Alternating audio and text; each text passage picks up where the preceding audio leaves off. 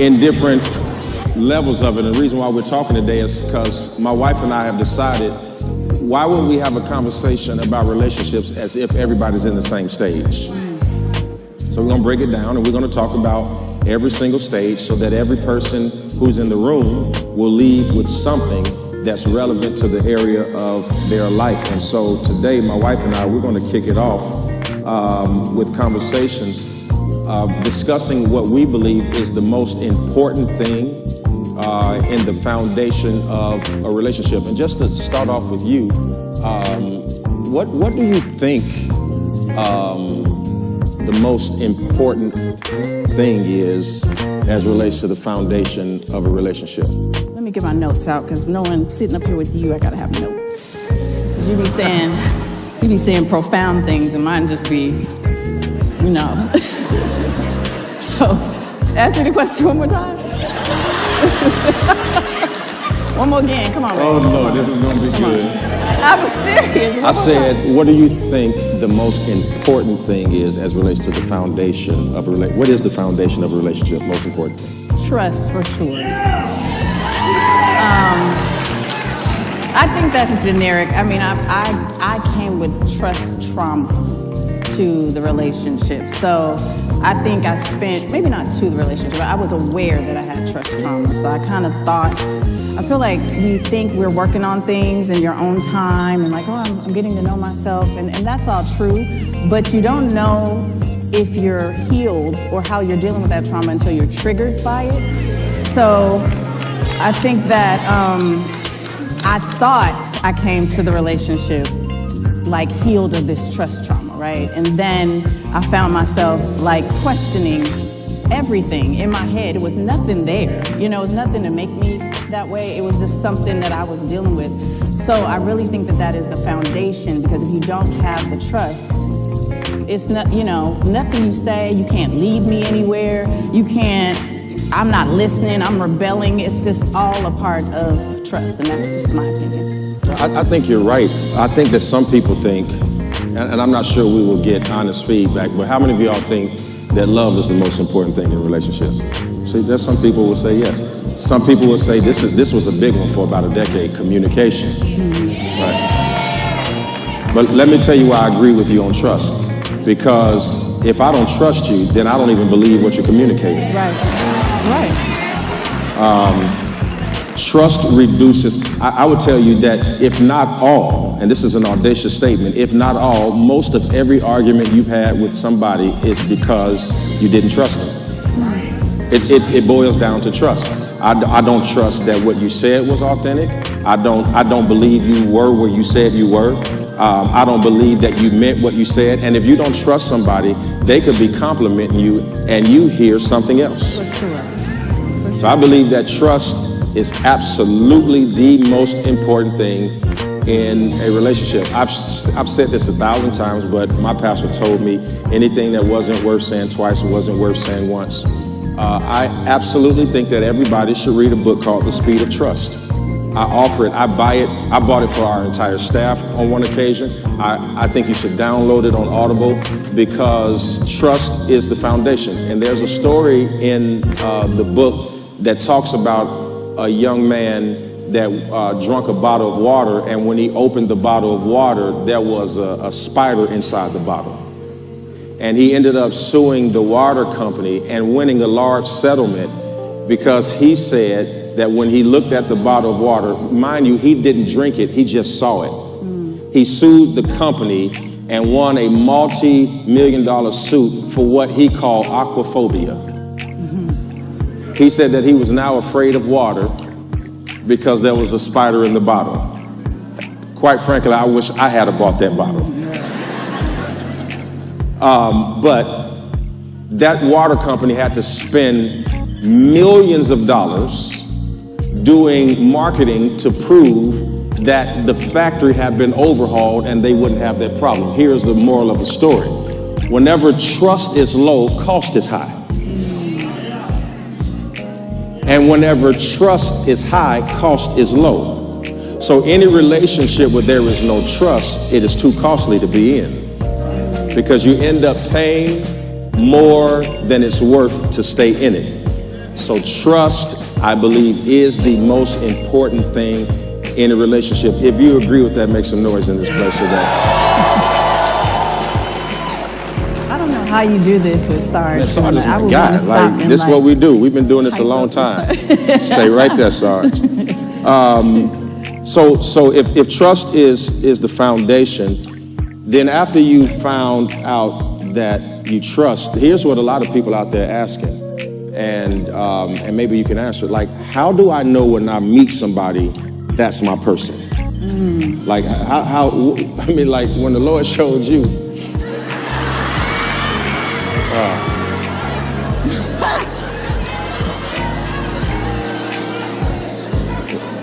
You know. Is that enough? You're gonna act right. Okay. Simmer down. No, it's fine. Okay. It's fine. I have an answer for that because I knew this question. So, trust was one. I could trust you. You challenged me, and I received the challenge. I wasn't like rebelling the challenge. I didn't combat the challenge. I take on the challenge and look forward to you challenging me to do things, to say things, to share things, to feel things that I never felt. So that was super important to me. And that was something I didn't feel before. So that helped. I would fight for this relationship. Yeah.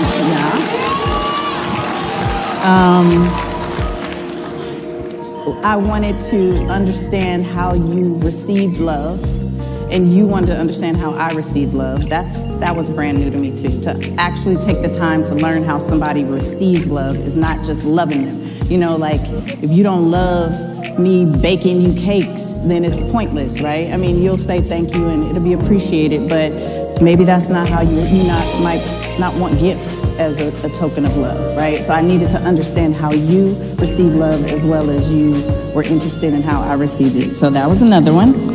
I'm your biggest fan, and I feel like you are mine.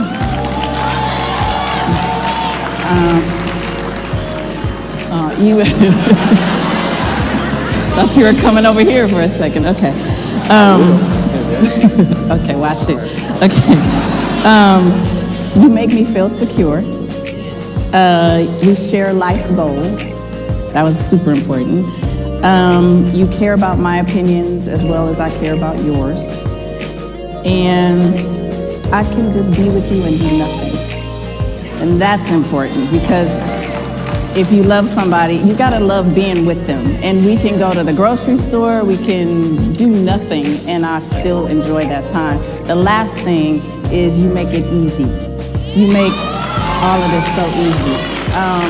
You know, people that say it's so hard, love is hard, relationships are hard, and they can be, but it's something about this, and maybe it's, you know, we did this later on in our lives, and we're just mature, and we learned so many things along the way that we've learned what to do and what not to do, and still learning, but you make this journey of a relationship so very easy to love you. I appreciate that, baby. I would have to, and I want to be extremely transparent. The guy that you have is different from the guy you would have gotten.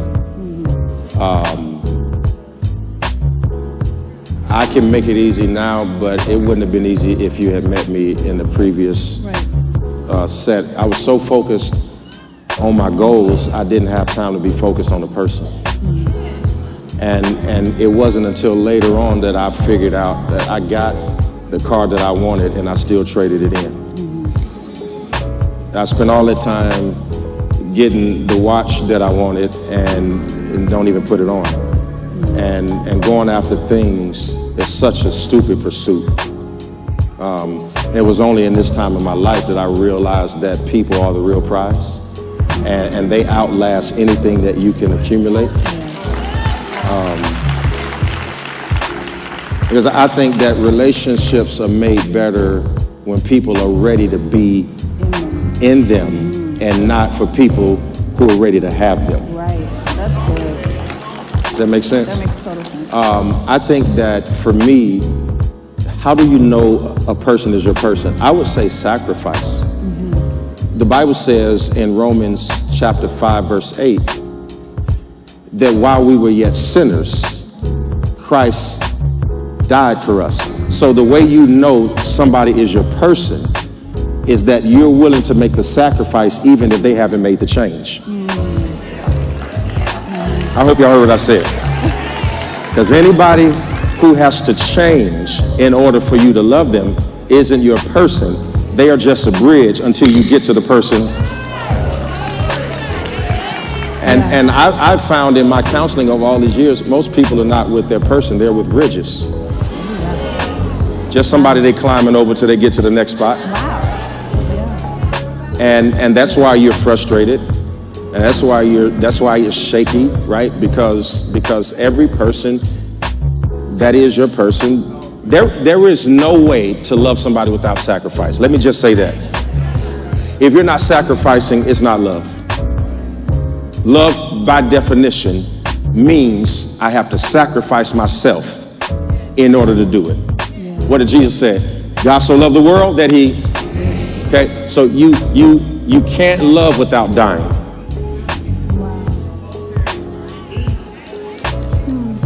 That means that there is some part of your life that you are accustomed to that in order for you to be in a relationship has to die in order for you to have success. And death is hard to watch, but it is even more difficult to experience. So I believe that, and I let me say this too. You don't always fall in love at first sight. This is just stop thinking that you're gonna meet your person. You're just gonna seem like, oh, and your eyes gonna start turning in circles. Some people in here are with people that they said they would never be with. And let me give you some advice. When you are looking for somebody, never look for somebody you can live with. Look for somebody you can't live without. Yeah.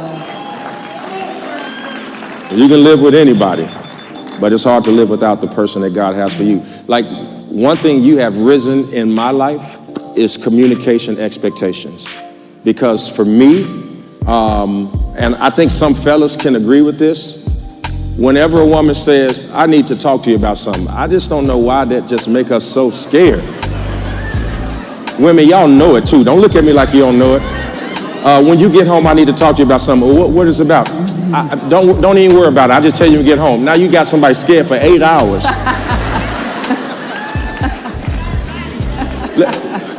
Okay, I want to ask you for all the men, and I'm being serious. Why is communication so important for women? I think a lot of us express ourselves the best verbally. Like, we can just tell you how we feel. We like to say, I feel, and this is how I feel, and just listen. You know what I'm saying? How hard is that? To just listen. Sometimes we just want you to hear us. It might not even call for a response.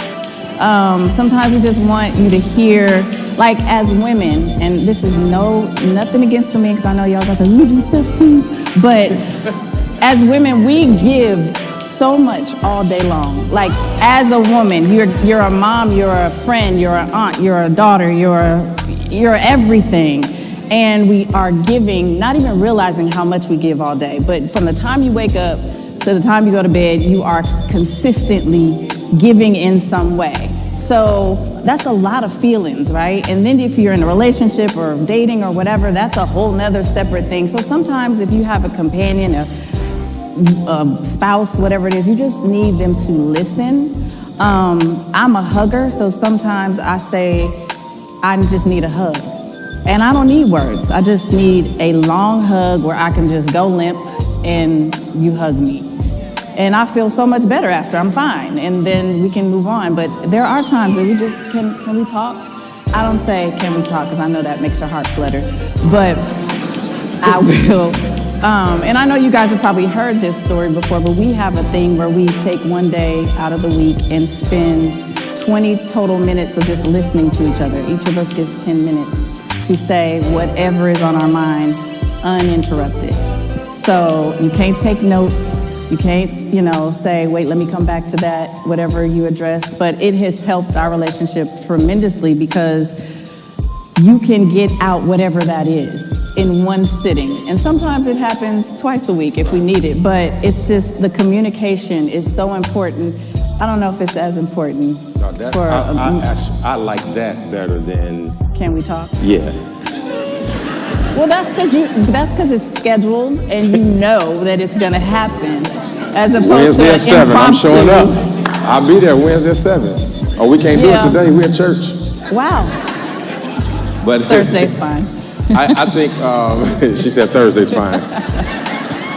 No, you're absolutely right, and I think you just said something. I heard y'all say something about this. It's like the most poisonous thing for a relationship. It's like, she said, we do this, women, we pour out all day. We're mothers, we're fathers, we're daughters, we're workers, we're home, we take care of home, all of that. The worst thing that anybody can do is say, well, and then give your list.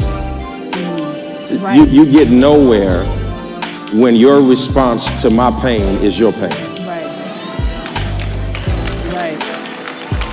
Which means in order to be successful in a relationship, it might be the day where you have to take all of the criticism and make all of the adjustments and save your stuff for another time. That's a sacrifice. And most people are not willing to sacrifice feeling better so that the other person in the relationship can make progress. Everybody feel like if it's your day, it's my day. Right. If you got it off your chest, I get to get it off my chest. Well, sometimes it's her day. And you just got to save yours for another day. Right? Here's what I've learned. There's sometimes I've been holding up, waiting on the next week so I can, and I be done forgot what I was mad about. I promise you, the stuff you mad about is not that anything that you can wait 7 days to address and forget about in a week. It wasn't that important in the first place. It was your ego telling you that it was. And ego is an acronym for edging God out. And you also have to, someone told us to put yourself in that person, see it through their windshield. So always put yourself in that other person's position and see it in their perspective, which can take a couple days because you still might be mad or upset about something, but if you just take the time and think it out before addressing it, you're right, a lot of times it just goes away. It's not even a thing. What about compromise? Is that a big word? Yeah. How many of y'all feel like sometimes in relationships people struggle to compromise? Yeah. Right? Trying to be right instead of figuring out what's right. Because we're all trying to be right. Let's just be honest. Everybody wants to be right. Why? Because your perspective is, hey, I have thought this through. I've come to this conclusion. And once I get you to understand what I've been thinking about, everything will be better. The truth is that person has the same thought process. And so if it becomes a battle of wills, then most times you walk away creating a larger problem than the original problem, because now you have tone, bad words, storming out, cussing. You got all of that on top of the problem. And now I can't even forgive you for what you did because all I hear is what you said. So compromise. What about compromise? Do you think that that's a big deal, or? Yeah, it's a huge deal. I mean, I think I put compromise and sacrifice in the same category. I think that in a relationship, you have to understand you aren't going to always be right. And that's, again, a sacrifice. Like, what am I going to compromise or sacrifice to make this a better situation so that we don't have to have this bump in the road again? But I put it in the same category. Compromise and sacrifice to me is pretty much the same thing. All right, y'all give it up for ladies' answers on that. I like that.